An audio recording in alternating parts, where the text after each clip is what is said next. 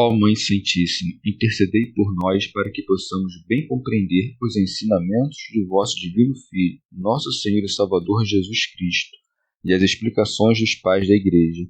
Ó Virgem Imaculada, ofereço-vos este trabalho e peço que abençoais aqueles que o ouvirem, e que seja para a maior honra e glória de Deus. Amém.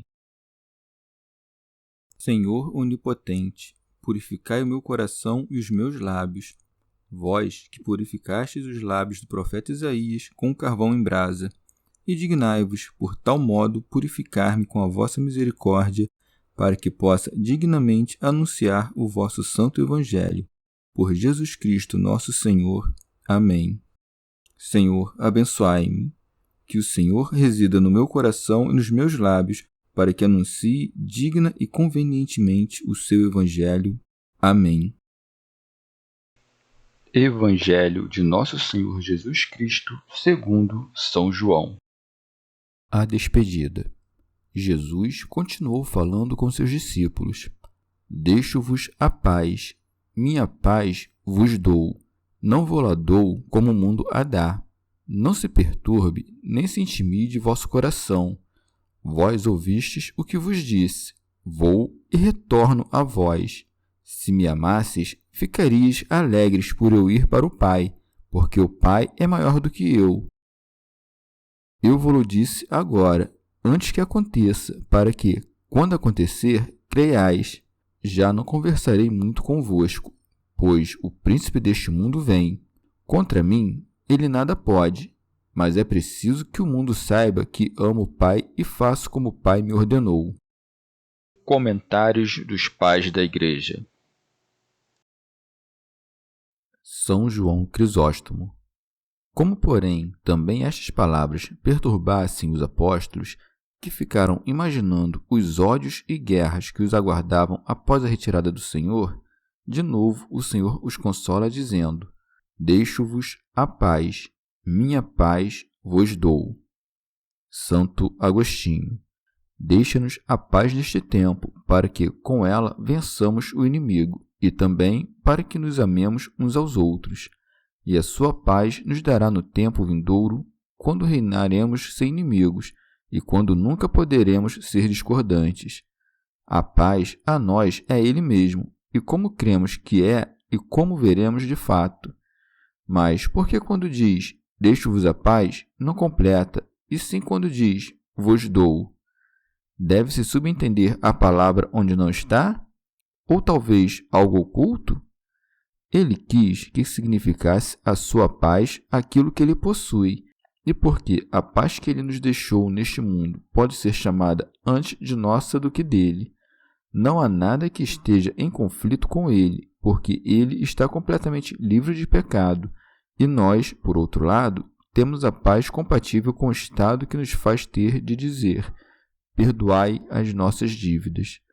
Mas também há paz entre nós, porque sabemos do amor que temos um pelo outro. Mas mesmo essa paz não é plena, porque não vemos os pensamentos de nossos corações. Nem me escapa que essas palavras do Senhor podem ser consideradas como uma repetição do mesmo pensamento. E como o Senhor continua, não vou-la dou como o mundo a dá, o que pode significar senão a paz dada por homens que amam o mundo? Eles concedem paz um ao outro para desfrutar o mundo sem perturbação. E quando eles concedem paz aos justos, de tal forma que eles param de persegui-los, a paz não pode ser verdadeira, onde não há verdadeira concórdia, porque desunidos estão seus corações. São João Crisóstomo. A paz exterior serve muitas vezes ao mal e de nada serve aos que a possuem. Santo Agostinho. Ora, a paz é a serenidade da mente, a bonança da alma, a simplicidade do coração, o laço de amor, a comunhão na caridade, e não poderá entrar na herança do Senhor quem não quiser observar o testamento da paz, nem poderá ter concórdia com Cristo quem quiser estar em discórdia com outro cristão. São João Crisóstomo.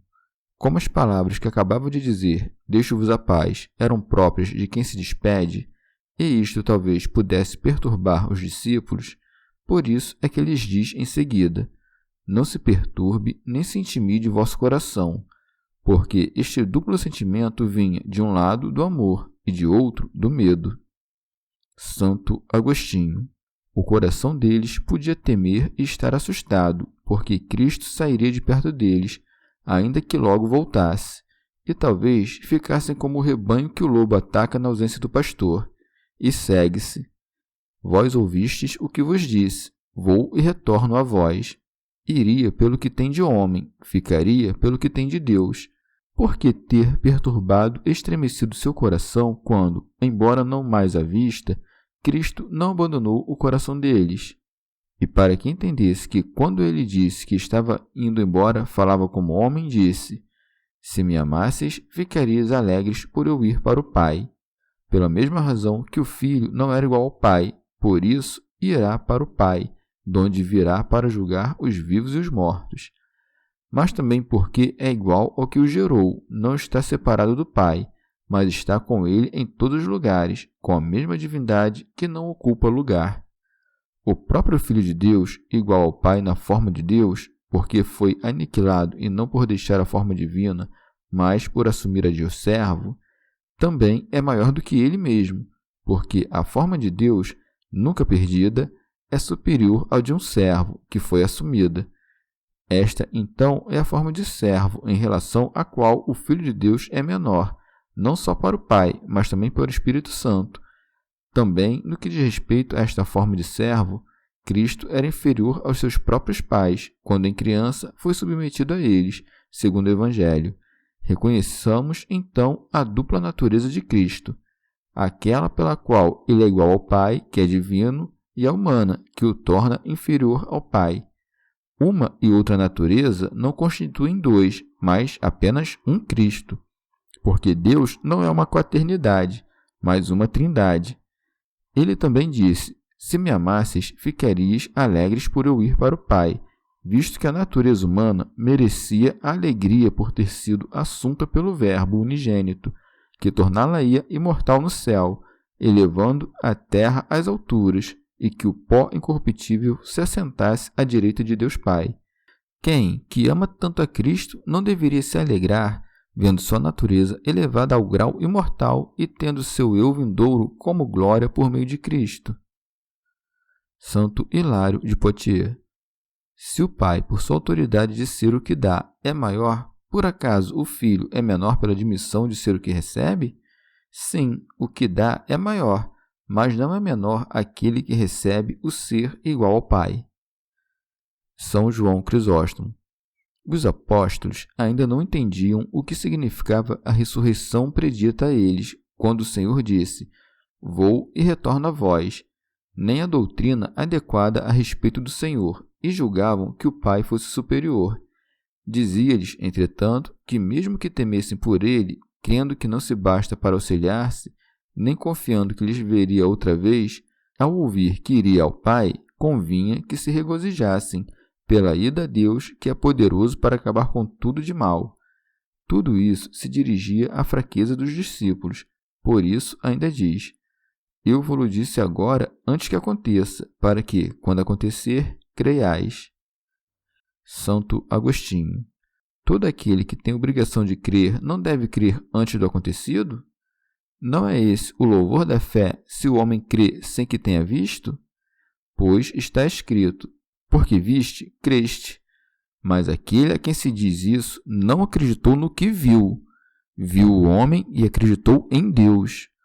Mas, ainda que se acreditasse nas coisas que se veem, como se diz de cada um que viu com os olhos, no entanto, essa não é a fé que edifica a nós, e sim pelas coisas que vemos se altera em nós a crença naquelas que não se veem.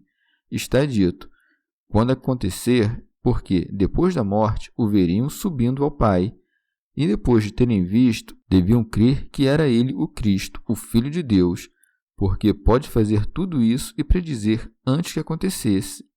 E não deveriam crer nisso por alguma nova fé, mas pela mesma fé aprofundada, ou ainda melhor, quando morreu Cristo, a fé foi abalada, e quando ressuscitou, foi levantada. Santo Hilário de Poitiers. Em seguida, Nosso Senhor fala do tempo em que haveria de receber de volta o salário de sua glória. Já não conversarei muito convosco. São Beda dizia essas coisas porque já pairava o tempo em que seria apreendido e conduzido à morte, pois o príncipe deste mundo vem. Santo Agostinho. Quem mais senão o diabo? Mas ele não é o príncipe das criaturas, e sim dos pecadores. Por isso, quando o apóstolo diz contra os dominadores deste mundo tenebroso, ele imediatamente expõe o que entende por mundo tenebroso, isto é, dos ímpios. E não tem nada em mim, porque nem Deus veio com o pecado, nem a Virgem deu à luz a sua carne da descendência do pecado. E como se alguém se opusesse a ele, então como é que vós morreis sem pecado, quando só este é digno de morte? Ele continua: contra mim ele nada pode, mas é preciso que o mundo saiba que amo o Pai e faço como o Pai me ordenou. Que o Filho seja obediente à vontade e ao preceito do Pai não prova, nem mesmo nas relações entre os homens, que seja diferente ou desigual à natureza do Pai, que manda, e do Filho, que obedece. Acresce que o Cristo não é apenas Deus, no que é igual ao Pai, mas também homem, no que é menor que o Pai. Chegamos ao fim de mais um dia de comentários da Catena Áurea. Muito obrigado por ficarem até aqui, que Nossa Senhora derrame suas graças sobre nós e até amanhã.